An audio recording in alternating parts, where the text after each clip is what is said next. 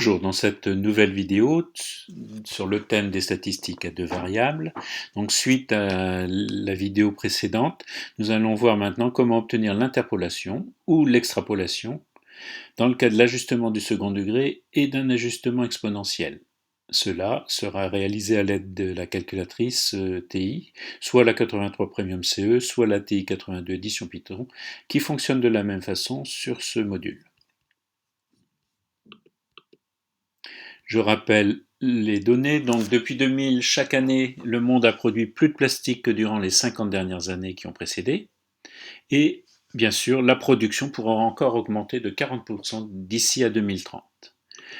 Je visualise les données. Donc, on a un tableau de données avec l'étude qui commence en 1950 avec une production de 1,5 million de tonnes et cette étude se poursuit jusqu'en 2018 avec une production qui atteint cette fois 359 millions de tonnes. Donc ce qu'on voudrait faire, c'est une estimation de la production en 1996, donc retrouver un résultat intermédiaire entre deux données du tableau. Cela, on le fera selon le modèle exponentiel. Ensuite, on voudra faire une estimation de la production en 2022, donc soit une extrapolation, c'est-à-dire aller au-delà des données du tableau, selon cette fois-ci le modèle du polynôme du second degré. Et puis, on voudra vérifier l'affirmation initiale, c'est-à-dire que plus 40% en 2030 par rapport bien sûr à la dernière donnée de 2018 qui était de 359 millions de tonnes. Et ceci avec le modèle du polynôme du second degré. On va prendre donc notre calculatrice graphique. J'ai repris bien sûr les trois ajustements précédents, donc ça suppose que les données ont été rentrées dans le module statistique et puis que les recherches des modèles successivement ont été retrouvées. Alors pour la première étude, on voit qu'au début, la courbe exponentielle orange ici est une courbe croissante continuellement, donc qui correspond plus aux données du tableau. Donc pour le début, pour l'interpolation, on va utiliser ce modèle-là. On pourrait bien sûr conserver les trois courbes, mais je trouve que c'est plus clair si on désactive les deux dont on n'a pas besoin pour l'instant. Les deux modèles dont on n'a pas besoin pour l'instant. Il suffit de placer le curseur sur le signe égal et de valider par entrée. Et puis bien sûr, on conserve l'activation du modèle exponentiel. J'affiche cette fois-ci le graphe. Donc j'ai mon modèle exponentiel qui est un ajustement relativement correct, pertinent, puisque rappelez-vous que le coefficient de corrélation était d'un peu plus de 0,99, donc très proche de 1. Et puis pour faire cette interpolation, on va donc utiliser l'outil seconde trace, 1 image, donc je valide par entrée ou j'appuie sur 1, et je rends la valeur 1996. Et je valide par entrée. Il ne me reste plus qu'à lire le résultat, donc en 1996, l'estimation est d'environ 136 millions de tonnes de plastique produit. Maintenant, pour la question suivante, puisqu'on va aller au-delà des données du tableau, et il avait été vu que c'était le modèle polynomial qui avait le meilleur coefficient de corrélation. Donc je vais désactiver le modèle exponentiel et je vais afficher le graphe. Et puis cette fois-ci, nous allons utiliser la même procédure que tout à l'heure. Donc seconde calcul, 1 image, entrée, et je vais rentrer la valeur 2022.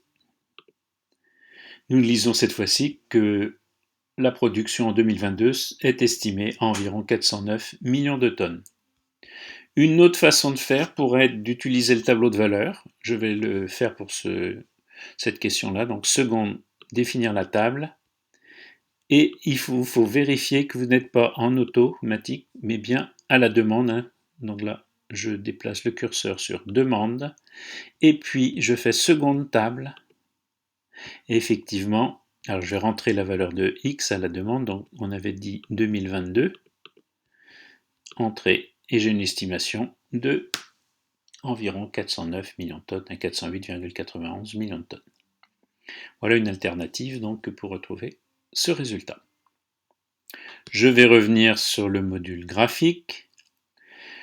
Alors, on voudrait estimer en 2030. Vérifions que notre fenêtre graphique correspond. Effectivement, j'avais déjà modifié par rapport au réglage statistique automatique X minimum, au lieu de démarrer à 1976 ou 75, j'ai préféré voir le début de la courbe, et puis j'ai augmenté un petit peu un X max à 2035, c'est-à-dire un peu au-delà de la valeur. Effectivement, si on mettait par exemple 2020 qui est au-delà de 2018, voilà, on affiche le graphe, mais par contre, quand on veut évaluer la valeur pour 2030, regardez ce qui se passe.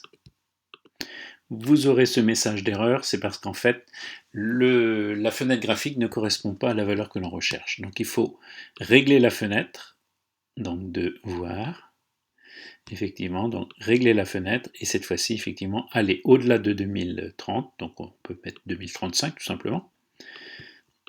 Voilà, entrer, réafficher le graphique, et cette fois-ci, effectivement, si j'ai fait la recherche d'image, donc seconde, calcul, 1 image, et cette fois-ci, je peux rentrer 2030, et effectivement, le résultat obtenu est de environ une production de 522 millions de tonnes. Voilà. Donc en conclusion, on va récapituler, je réaffiche la présentation. Donc une estimation de la production en 96, donc une interpolation, c'est-à-dire que c'est un résultat qui est compris entre deux valeurs du nuage de points initial. Donc on estime dans ce cas-là la production de plastique à environ 136 millions de tonnes en 96 selon le modèle exponentiel. Ensuite, l'estimation de la production en 2022, qui est une extrapolation puisque le nuage de points s'arrêtait à 2018, donc on est un peu au-delà. Donc il faut veiller bien sûr que la fenêtre d'affichage soit suffisante. Et cette fois-ci, on estime la production de plastique à environ 209 millions de tonnes selon le modèle du polynôme du second degré. Et maintenant, on va vérifier l'affirmation initiale, donc plus 40% en 2030. Donc cette production est estimée à environ 522 millions de tonnes, selon le modèle polynôme du second degré. Et on va donc calculer le taux d'augmentation. Donc valeur finale 522 moins 359, qui était en 2018, qui devient notre valeur de référence par rapport au plus 40%, divisé par 359 fois 100. Donc la variation sur la valeur initiale fois 100, ce qui donne un résultat de 45%. Alors discutons ce résultat. Bon, le résultat est effectivement du même ordre de grandeur, mais quand même légèrement supérieur, 45% par rapport à 40%. Bon, on peut imaginer que le modèle a été rectifié, c'est-à-dire qu'il y a eu quand même quelques mesures qui ont été prises, notamment sur la réduction de l'utilisation du plastique, notamment le plastique à usage unique, qui est interdit. Les gobelets, les couverts en plastique, tout ça, ont été remplacés par d'autres matériaux. Et donc, effectivement, on a sans doute tenu compte de ces décisions-là pour un petit peu sous-évaluer par rapport au modèle qui était donné ici. Voilà, cette vidéo est terminée.